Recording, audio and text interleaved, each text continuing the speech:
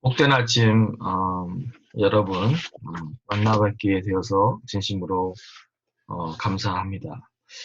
음, 다들 편안히 주무셨습니까? 어제 주일을 보내고 월요일 아침이 되었습니다. 저희가 직접 얼굴을 대면하고 예배를 드리고 하지는 못하지만 영상을 통해서 더 자주 뵙게 되어서 사실 참 기쁩니다. 또 이 영상을 주위 분들에게 나눠주셔서 하나님의 은혜가 배가가 되는 절호의 기회라고 저는 생각합니다. 그래서 얼마나 기쁘고 감사한지 모릅니다. 여러분들이 각자 집에서 경건의 시간을 하시지만 그 동일한 본문 내용을 가지고 제가 받은 그 은혜들을 비디오로 담아 여러분들과 나누고자 이 동영상을 만들었습니다. 그래서 바라기로는 오늘 시작으로 이 코로나 바이러스 사태가 끝날 때까지 이 말씀을 같이 나눌 수 있는 그런 은혜를 주시기를 소망합니다.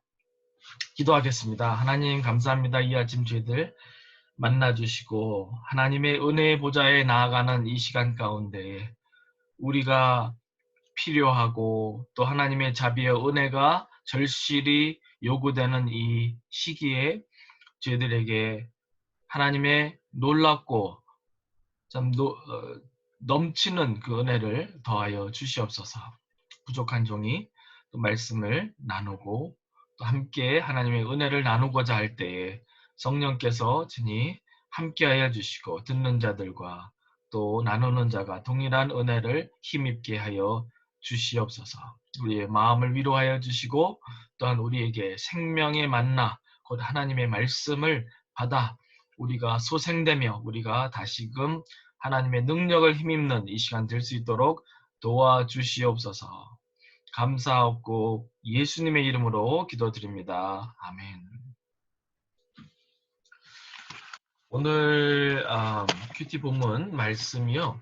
마가복음 9장 30절부터 50절 말씀입니다. 네.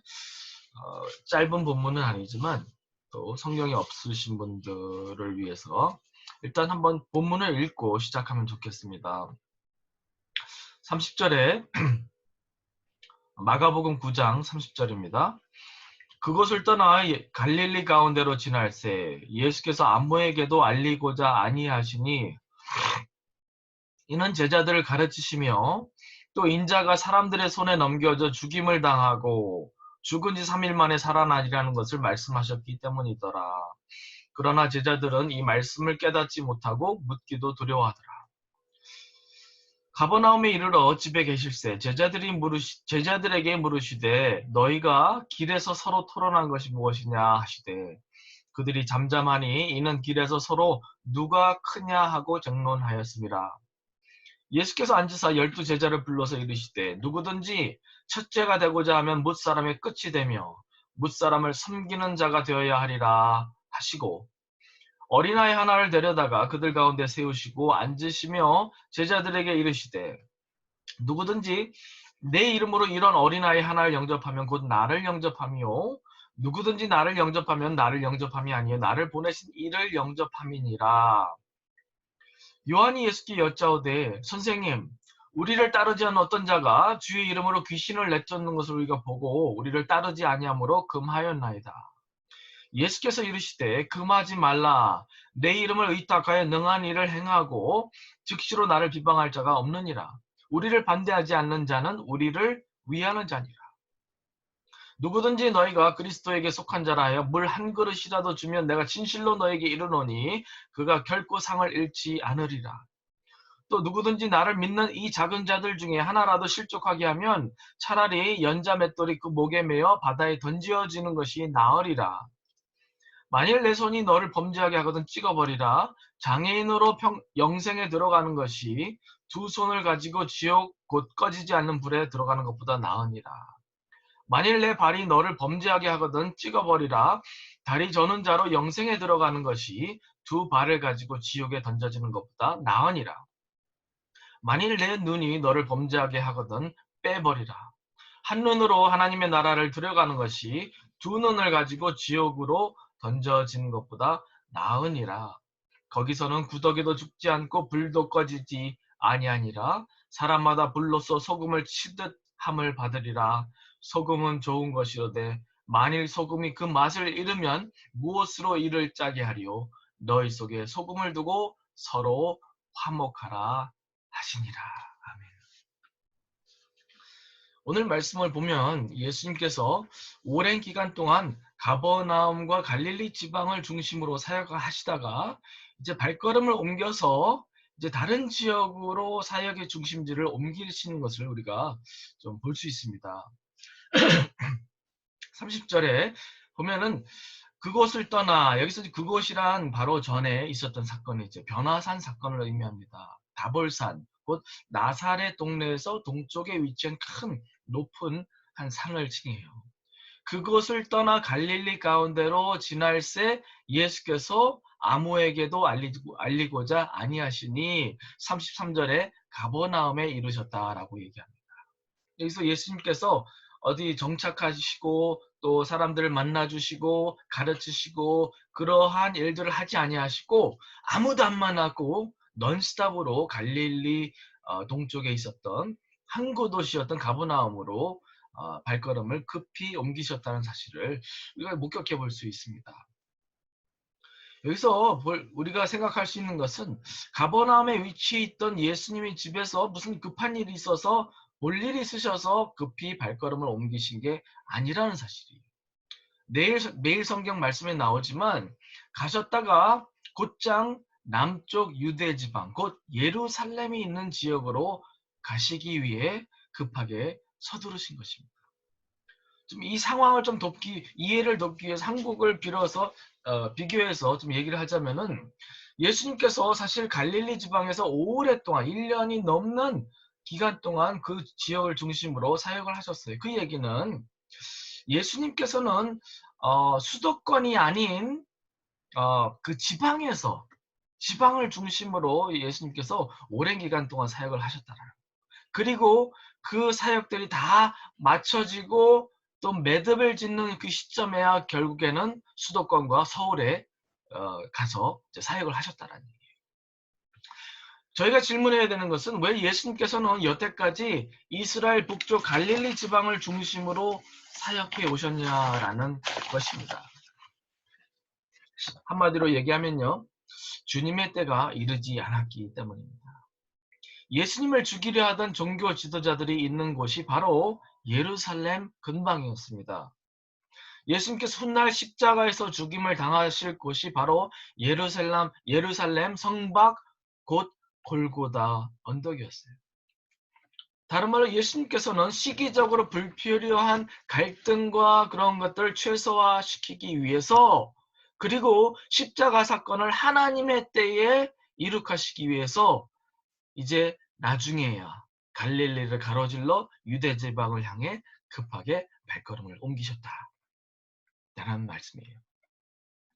그러면서 31절에 무엇이라고 말씀하셔요? 이는 제자들을 가르치시며 또 인자가 사람들의 손에 넘겨져 죽임을 당하고 죽은 지 3일 만에 살아나리라는 것을 말씀하셨기 때문이더라. 쉽게 얘기하면 십자가의 구속의 사건을 성취하시기 위해서 유대 지방으로 내려가신다라는 그분의 의도를 제자들에게 알려주신 거예요. 그런데 철없는 제자들은 예수님의 이러한 의도도 모른 채 서로 싸우고 논쟁을 하면서 예수님을 따라갑니다. 예수님이 무엇이라고 물어보셔요? 너희가 길에서 무엇을 토론했느냐라고 물으십니다.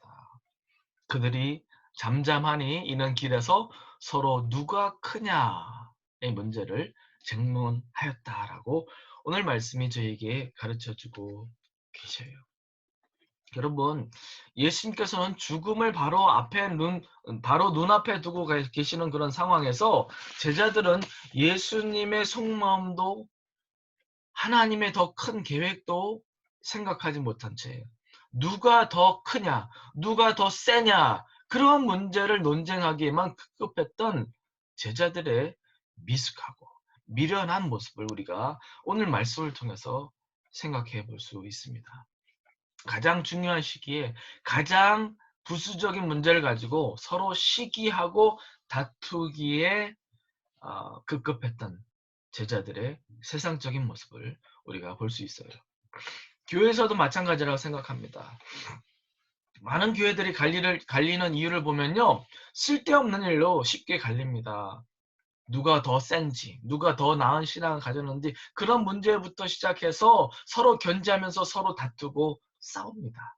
심지어는 누가 성경을 더 잘 알고 있느냐, 누가 더 높은 직분을 가지고 있느냐, 뭐 경제적인 능력, 학벌, 심지어는 영적 은사를 가지고 팔을 나누고 하나를 뭉치지 못하는 교회에 이러한 미련한 바보 같은 그런 일들이 참 있다라는 사실을 우리가 생각해 보아야 합니다. 사실 한국 문화에서는 특별히 나이 가지고 따지지 않습니까? 또 학번을 따지고 기수를 따지면서 서로 위아래를 나누는 일 참 잘합니다. 그런데 한국인들이 좀 극성 맞아서 더 그렇지만 일반적으로 세상 사람들이 다 그렇습니다. 한 예로요. 캘리포니아 안에서도요. 남과 북이 서로 갈려서 서로 으르렁대면서 싸우는 거 아십니까? 여러분 야구팀 중에 LA 다저스랑 샌프란시스코 자이언츠 패싸움도 벌어지고요. 막 팬들끼리 얼마나 싸우는지 모릅니다. 또 북쪽에 있는 팔로알토 사람들은요.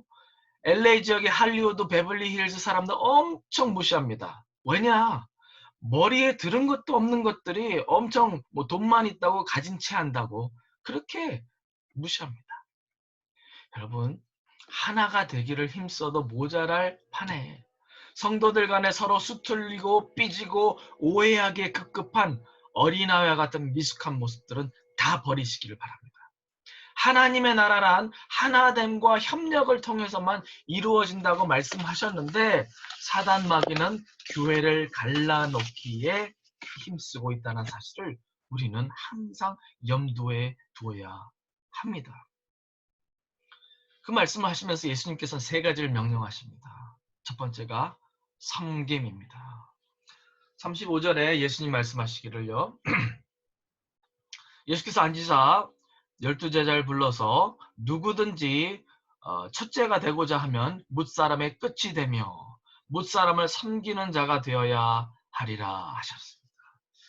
그들이 으뜸이 되고자 처음이 되고자 하면은 큰 자가 되기 위해서는 나중이 되고 섬기는 자가 되어야 된다라고 예수님께서 못을 박듯이 말씀하셨어요. 그러면서 마가복음 10장 45절에도 예수님 이런 말씀하셨잖아요. 인자가 온 것은 섬김을 받으려 함이 아니라 도리어 섬기려 하고 자기 목숨을 많은 사람의 대속물로 주려 함이니라. 예수님께서 하늘 보좌를 버리시고 이 땅에 이 낮은 땅에 내려오신 그 자체도 자신을 낮추시고 섬기시기 위해 오셨다라는 사실.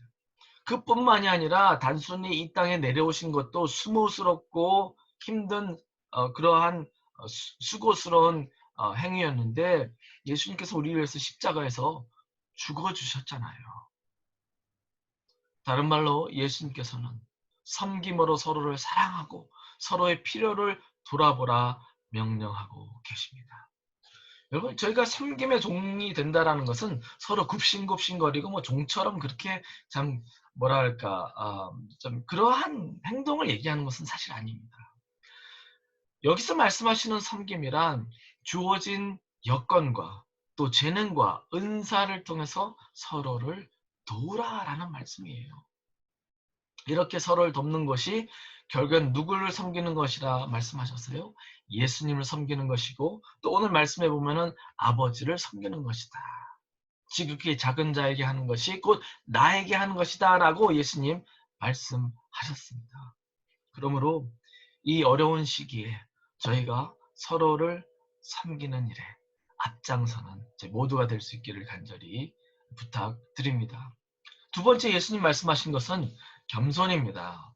서로를 더 낮게 여기는, 서로 존경하고 우대하기를 먼저 하는 마음과 행동을 겸손이라고 우리가 얘기할 수 있습니다.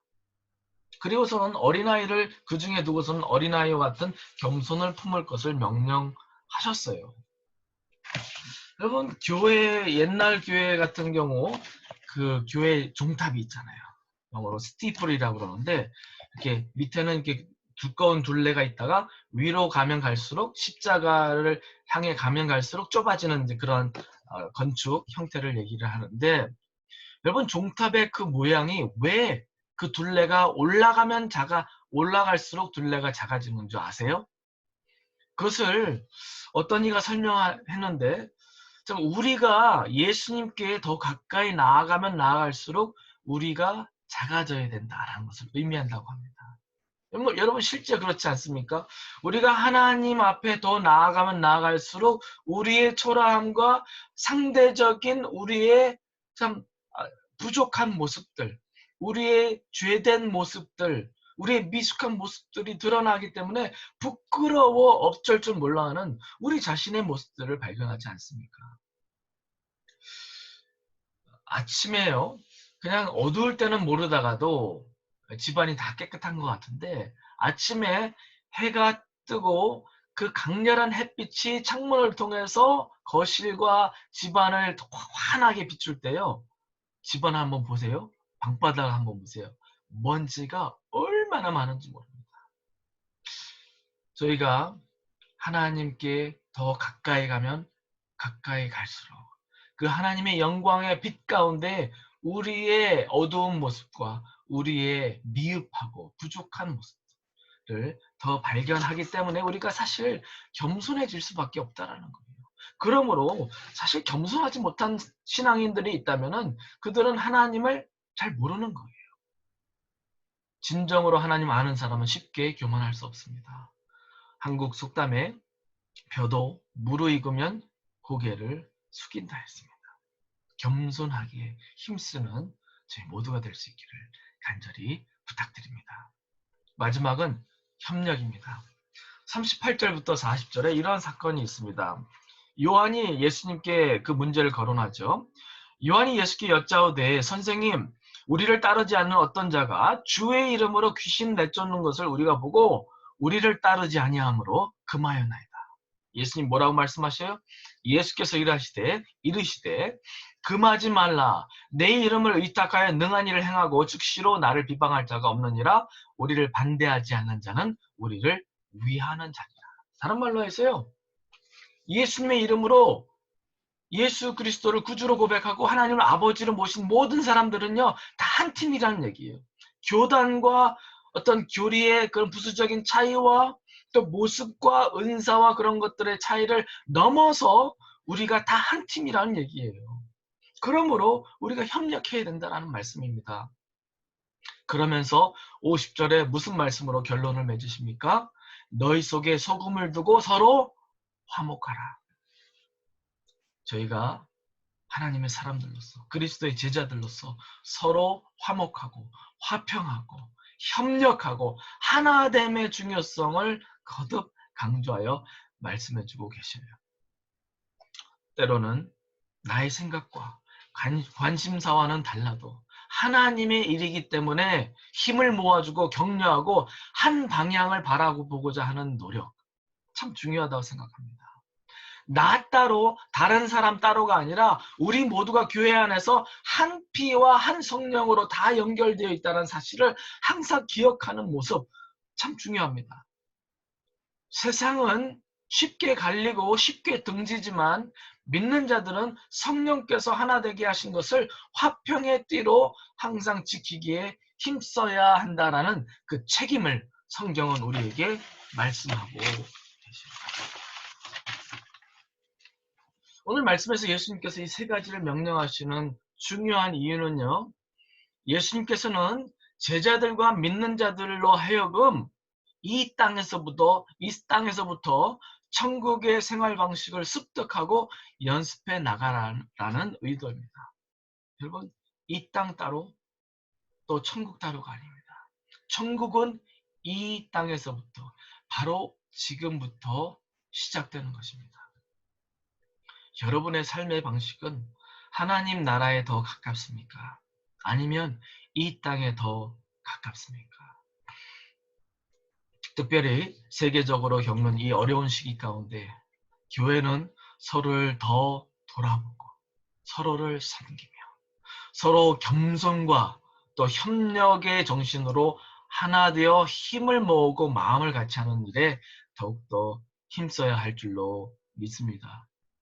단순히 제자도나 믿음의 공동체이기 때문에 하는 것이 아니라 저희의 이러한 섬김과 겸손과 협력의 모습을 통해서 하나님의 나라가 발전되고 확장되기 때문입니다.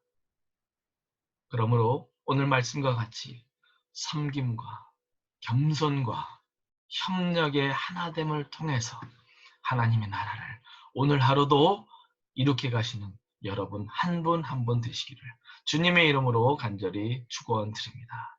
기도하시겠습니다. 하나님 아버지 감사합니다. 이 아침 주님의 귀한 신령한 만나를 저희들에게 허락해 주심을 인하여 감사드립니다. 이 어려운 시기에 우리의 시선을 돌려 우리의 문제와 우리의 상황과 우리 자신을 바라보는 것이 아니라 하나님을 바라보게 하시고 특별히 사순절을 맞이한 저희로서 예수님의 생각과 예수님의 겸손과 십자가의 섬김을 바라보며 우리가 십자가 앞에서 하나 되기를 힘쓰고 서로 협력하기를 위하여 힘쓰는 제 모두가 될 수 있도록 도와주시옵소서. 하나님, 우리 하나됨을 통해서 하나님의 나라가 확장되게 하시고 우리의 다른 점과 우리의 다른 생각과 그런 것들을 주님 앞에서 다 내려놓고 주 안에서 복음 안에서 진리 안에서 하나 되기로 힘쓰는 저희 한 사람 한 사람 다 되게 하여 주시옵소서.